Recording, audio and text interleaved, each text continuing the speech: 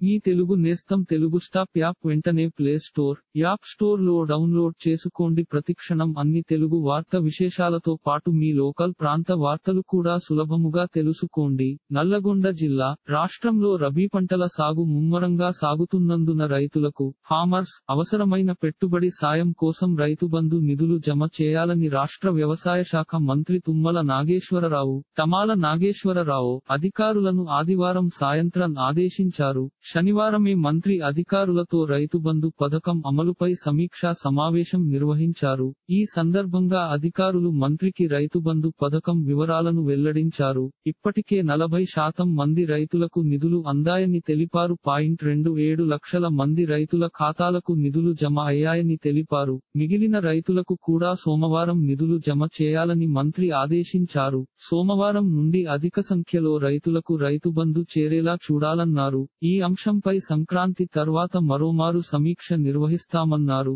రైతుల సంక్షేమం, వ్యవసాయం నూతన ప్రభుత్వానికి అత్యున్నత ప్రాధాన్యత అని అన్నారు. గత ప్రభుత్వం నుండి సంక్రమించిన క్లిష్టమైన ఆర్థిక పరిస్థితి ఉన్నా కూడా ఈ ప్రభుత్వం రైతు బంధును సకాలంలో అందజేయడానికి కట్టుబడి ఉందని మంత్రి తుమ్మల నాగేశ్వరరావు వెల్లడించారు. ఇలాంటి మరిన్ని తెలుగు రైతు వార్త విశేషాలు కోసం ఛానల్ కి సబ్స్క్రైబ్ చేసి గంట నొక్కడం మర్చిపోకండి.